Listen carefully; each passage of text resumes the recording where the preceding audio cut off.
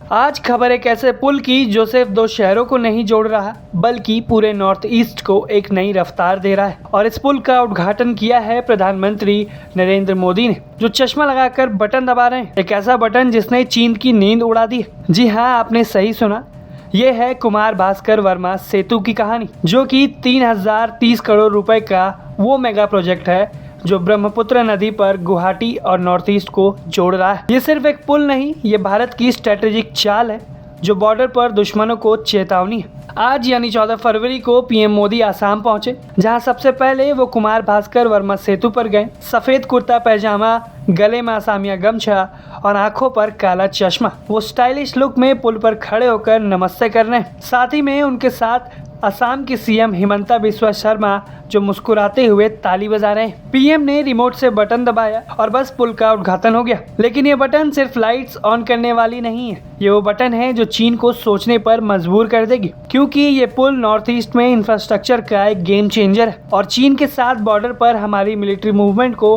Super fast बना देगा। कुमार भास्कर वर्मा सेतु ब्रह्मपुत्र नदी पर बना है, जो गुवाहाटी को नॉर्थ गुवाहाटी से जोड़ता है। इसकी लंबाई करीब 1.24 किलोमीटर है, जिसमें मुख्य ब्रिज है, लेकिन पूरा कॉरिडोर जो है वो 8.4 किलोमीटर का है।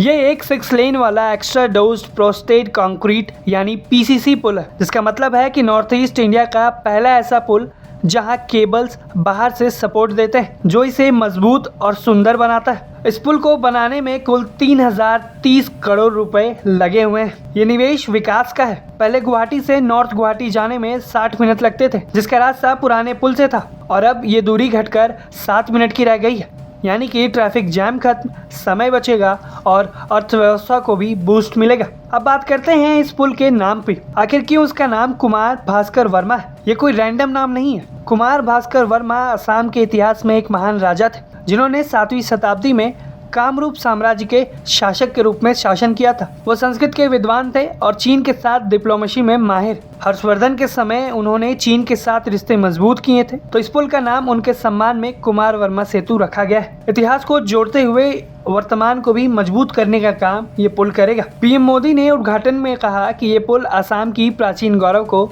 नई ऊंचाई देगा।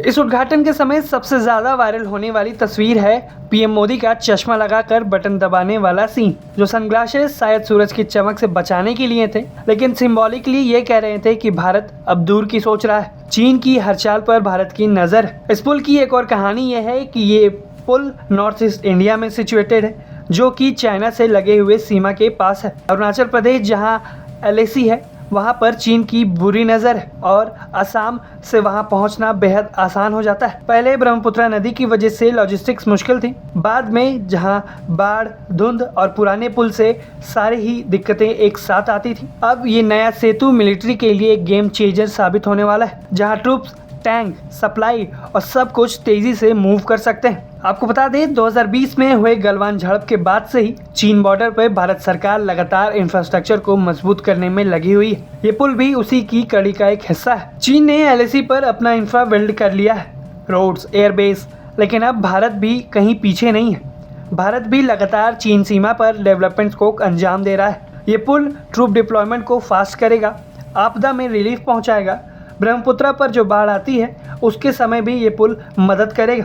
लेकिन ये पुल ऊंचा है, सेफ है और कुछ एक्सपर्ट्स का कहना है कि ये भारत चीन रिलेशंस में एक नया चैप्टर आएगा। पीएम मोदी ने अपनी स्पीच में कहा है कि नॉर्थ ईस्ट अब भारत का ग्रोथ इंजन है और ये पुल उसका फ्यूल है। खैर, ये कहानी सिर्फ एक पुल की नहीं बल्कि भारत की नई दिशा की है। आप इस पुल को लेकर अपनी राय हमें कमेंट बॉक्स में ज़रूर बताएं। ब्यूरो रिपोर्ट, भारत तक।